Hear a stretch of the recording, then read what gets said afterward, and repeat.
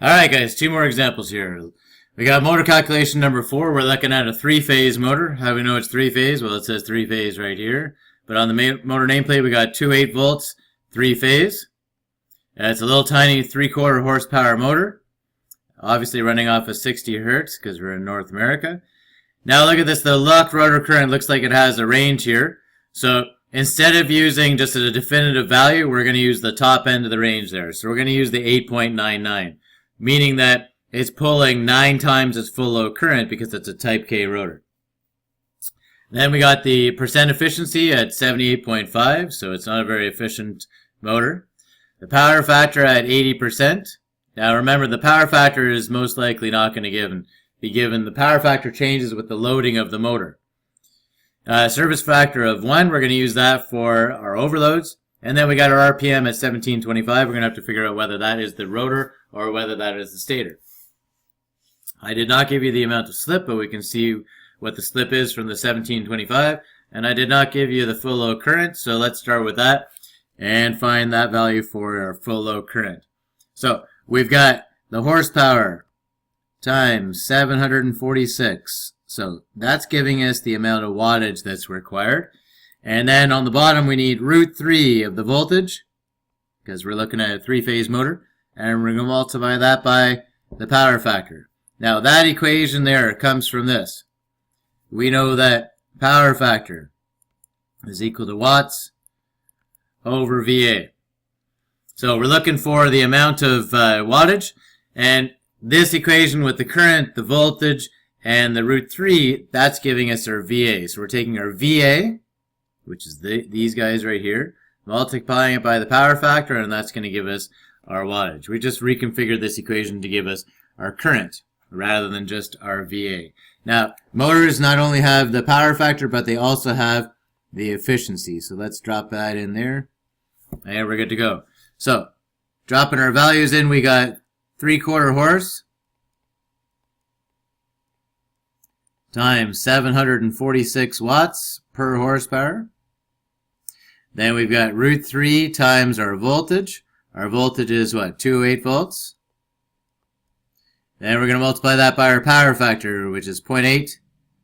And don't forget the efficiency at 0.785.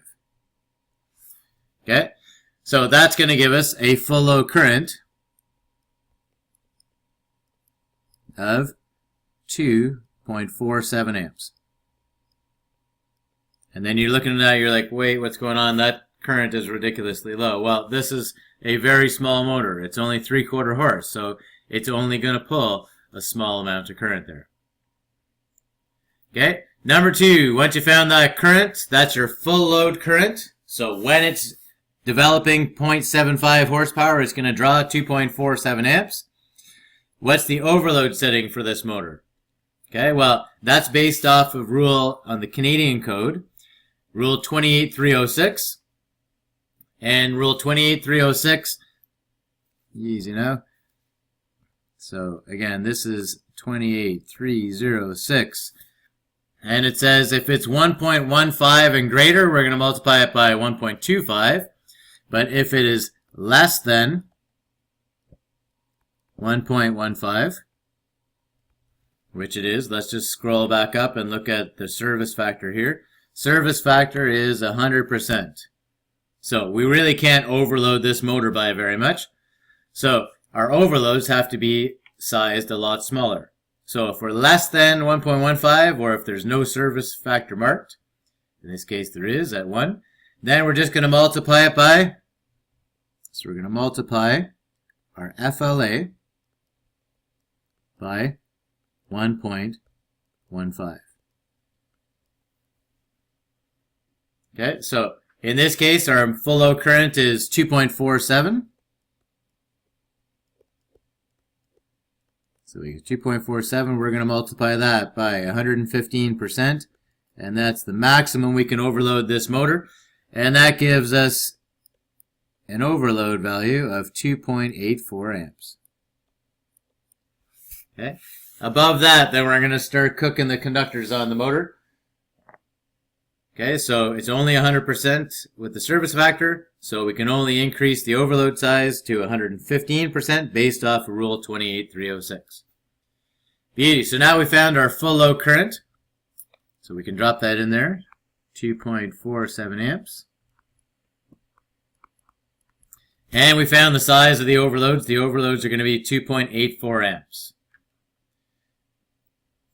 Okay, next thing we're looking at. Let's go back here and look at our current. Let's just write this down, 2.47 amps. Beauty. Determine the locked rotor current for this motor. Locked rotor current is when this motor starts up. How much current is it going to draw? And if we overload this motor with too much physical load and it starts to slow down and stalls, then it's basically going to pull the same amount of current as when it started up. So let's take a look at this one. We got to look at the locked rotor current calculation. So for this guy, we need to have our locked rotor current. We got the horsepower times 1,000 times our kVA per horsepower. So let me just write this down and then we'll move on. So our locked rotor current is equal to horsepower times 1,000 times the kVA per horsepower. That's straight from the chart. And then because this is a three-phase motor, we're going to do root 3 of the voltage. So horsepower is 0.75. Then we're going to multiply that by 1,000. And then we're going to multiply it by the kVA per horsepower. We said that we were going to use the higher end of that range. So we're going to multiply that by 8.99. Okay, then we have to take root 3 of our voltage, and our voltage for this guy is 208 volts.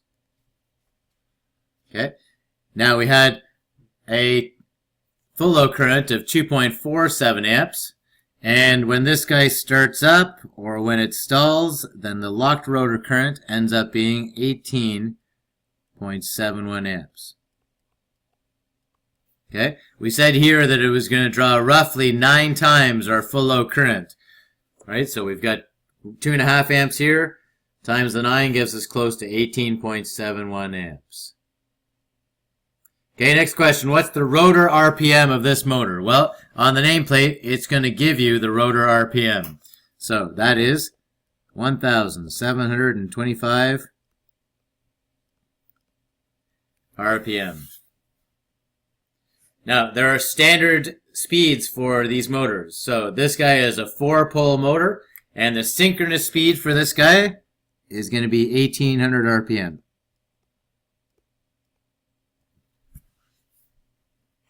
Okay, so just standard speeds. Next thing we need to find is the percent slip. So for this guy, we now need to find, and we might as well throw in here that we know that this guy is a 4-pole motor based off of that speed.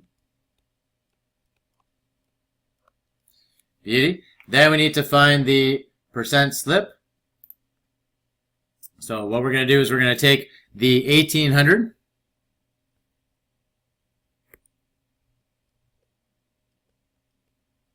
Right, that's our stator RPM. We're looking for the percent slip.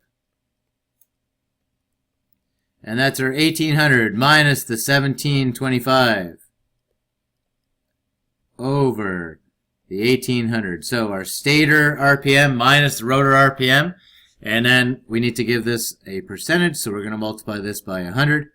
And that ends up giving us a slip of 4.16%. Okay, last thing we're being asked for here is the rated torque for this motor. So the torque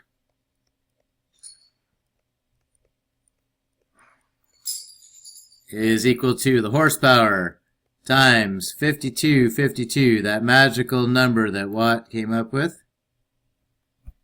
And then we're going to look at the RPM, but we're going to look at the RPM of the rotor. The rotor is where the torque is actually happening. So with this we got 0.75.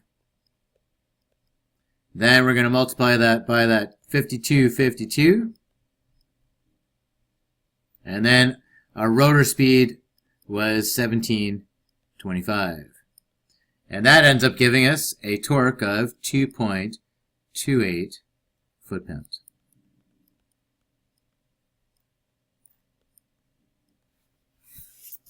Beauty. Hopefully you're getting the hang of this now. We got one more example here. So flip over to the next page once you've double-checked these values. And we'll look at motor calculation number 5. Alright guys, so motor calculation number 5. In an effort to keep the time down here, I've put the values in already. So this guy is a 25 horsepower motor, 3-phase, running off of 600 volts. And it's running off of 60 hertz. It's our standard type G, so we're going to use 6 when we look at our locked rotor current. Percent efficiency is 85, power factor is 85, service factor is 1.15. It's a 2-pole motor and the slip is 2.5%. So let's jump right in and find the full load current for this guy. Full load current equation is horsepower times 746 over root 3 of the voltage times power factor times the efficiency. So we got 25 horse times 746 over root 3 times 600 times 0.85 times 0.85. Our full load current for this guy is 24.83 amps. Remember that trick that if you see 600 volts, then the horsepower and your full load current are basically going to be identical. Here we have roughly 25 amps being drawn. So at 600, a 25 horsepower motor is going to draw 25 amps. Little tricks. Okay, now we found the full load current. So let's move down, and the next thing we're going to look at is the overload setting for this guy. So we have the service factor here of 1.15. And now we're going to find our overload setting. So we're going to, because this is 1.15, so this is 28,306 again, we're actually going to multiply our full load current by 125%. So we take the 24.83, multiply it by 1.25, and that gives us an overload setting of 31 amps. Next thing we're going to do is find the locked rotor current. Locked rotor current is found by taking horsepower times the kVA per horsepower times 1,000 over root 3 of the voltage. It's a 3-phase motor, so don't forget to root 3 the voltage. So we have locked rotor current equal to 25 horsepower times 6. Now the 6, remember we got it from up here. Right there. That value right there. We're just going to punch right into the locked rotor current. So 25 times 6 times 1,000 over root 3 times 600. So normally this motor at full load is going to draw 25 amps or 24.83. And if we are starting this guy up or the rotor is started to lock, it's going to draw 144.33 amps. And finally, last thing we're going to find, we need to find the rotor RPM for this motor. So what did I give you? I gave you the fact that it was a 2-pole motor. And the slip is 2.5%. So we're going to take the 100% minus the 2.5%. And the rotor is spinning at 97.5% of what the stator is. Okay, one more time. 2.5%. We're taking that off 100, leaving us with 97.5% on our rotor speed. So we take the 3,600 from the stator. How do we know it's 3,600? Because it's a 2-pole motor. 2-pole motors run at 3,600. We're going to multiply that by 0.975, and that gives us 3,510 RPM on the rotor. What's the synchronous stator RPM for this motor? Well, we already figured that out. 2-pole motor running at 36 RPM. And then let's see, finally we're looking for the torque. So rated torque for this guy is going to be our horsepower, which is 25 horse, times that magical number of 5252 over the RPM. And then you're wondering whether, do I use the stator or do I use the rotor? Well, where is the torque coming from? The torque is coming from the rotor, so we're going to use our rotor RPM, and that finally gives us a full torque of 37.41 foot-pounds.